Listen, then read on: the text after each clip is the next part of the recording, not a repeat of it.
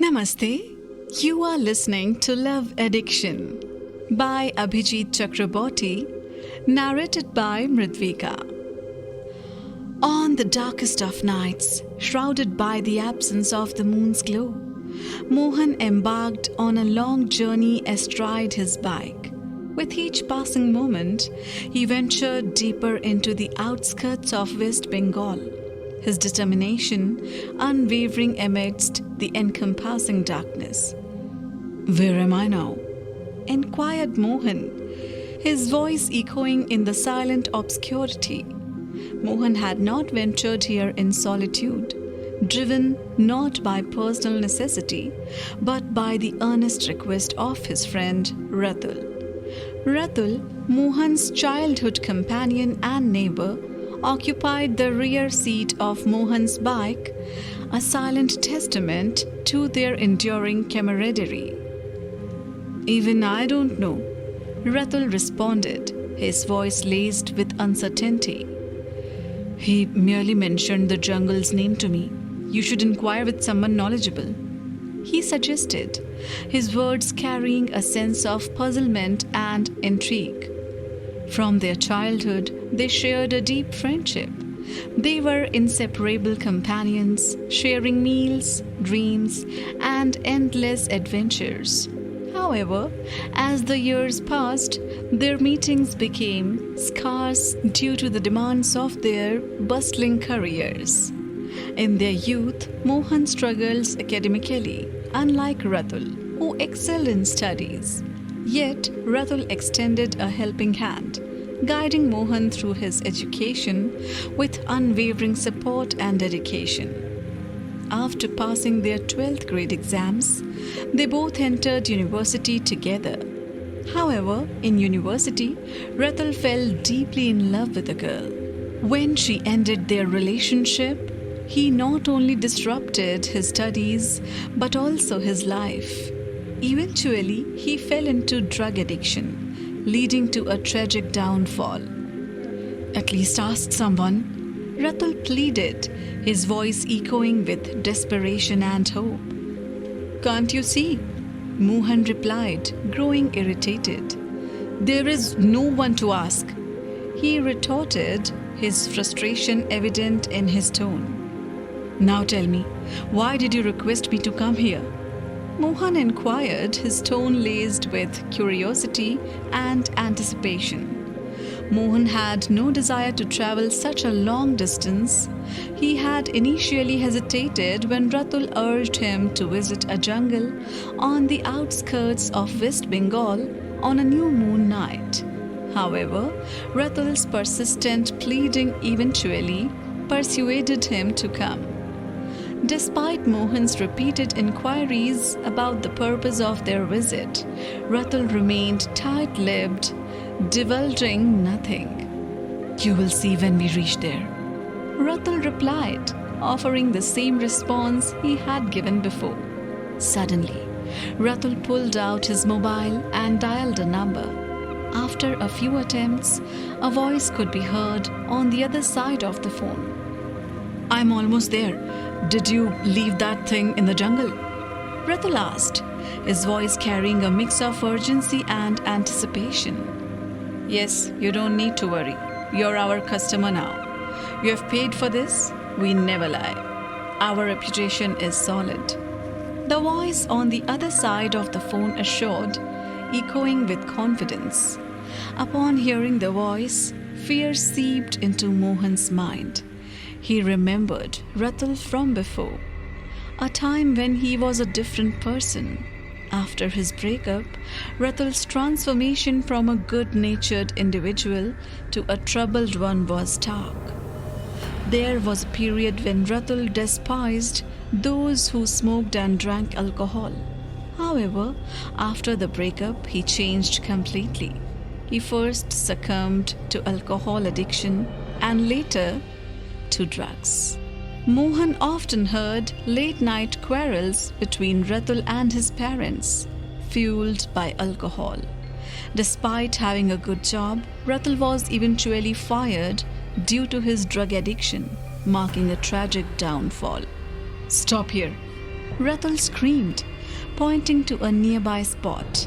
Before Mohan could grasp the situation, Ratul leaped from the back seat of the bike and sprinted toward a place in the jungle.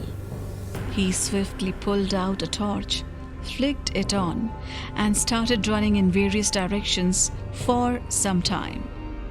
"Look, he didn't lie. The thing is there.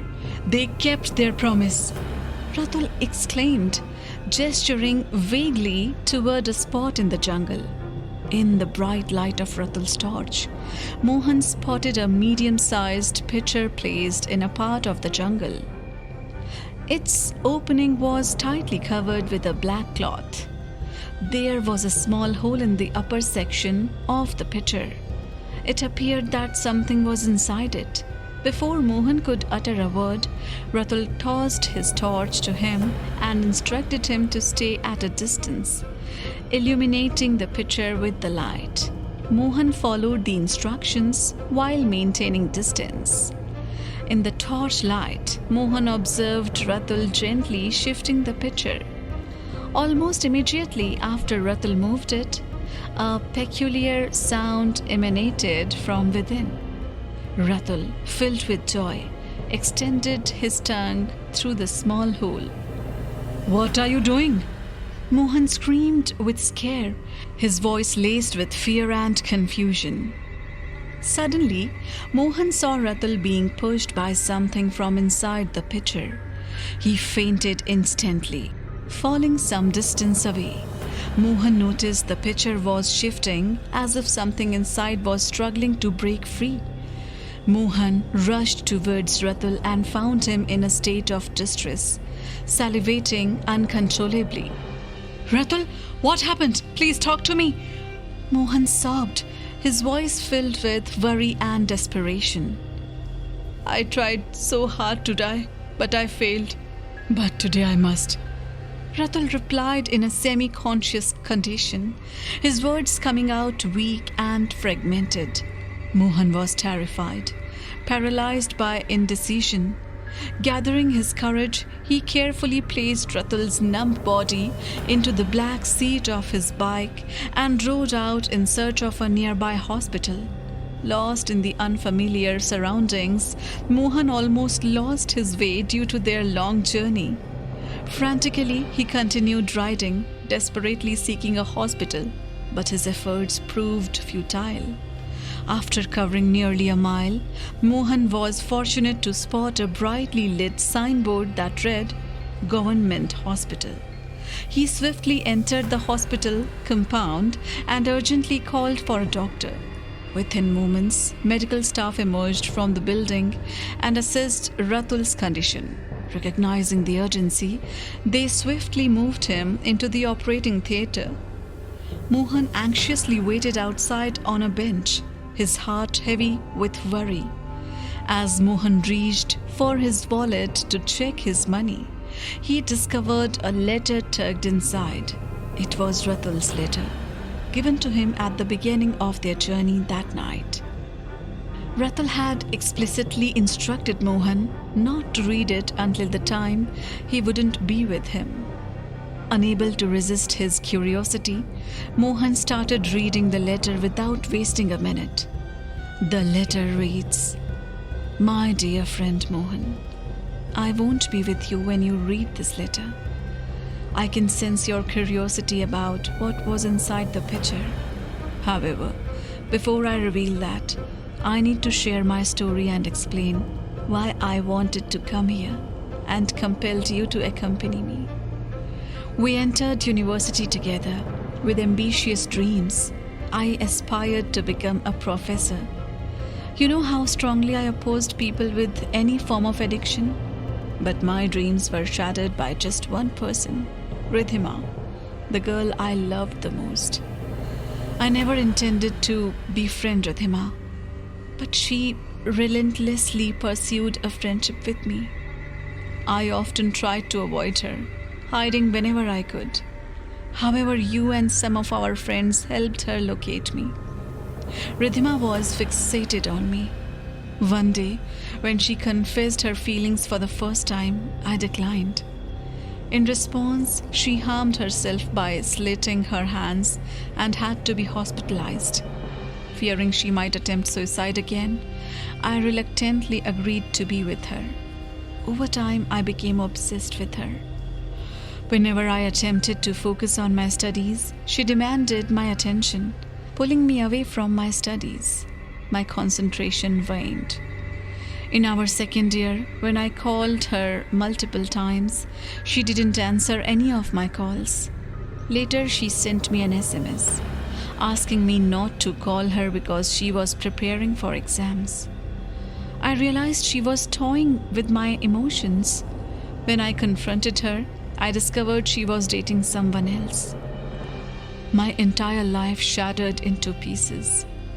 To numb the pain, I began smoking, but it offered no relief. Then, on a friend's suggestion, I tried alcohol for the first time. Being inexperienced, I ended up vomiting bitterly. However, this temporary escape helped me forget her, even if just for a few hours. So I turned to alcohol to drown my sorrows. My condition worsened, yet she never once visited me. During this time, I secured a position in a reputable company. Sadly, my addiction led to my dismissal from there. I had hoped she would return to me, but 15 days ago, I received news from a close source that she had got married. I lost all hope. I felt like I had nothing left to live for. Despite my despair, I couldn't bring myself to commit suicide. Day and night, I drowned my sorrows in alcohol. A few days later, one of my friends mentioned the ultimate escape, a snake bite. He even provided me with a mobile number of an agency that supplies snake venom. When I contacted them, they hesitated at first due to its illegality. However, after my persistent requests, they agreed, but with a condition. They insisted on not delivering it to my home. Instead, they had to place a picture on the outskirts of West Bengal. The cost was 12,000 rupees, which I couldn't afford as I only had 3,000 rupees in the bank at that time.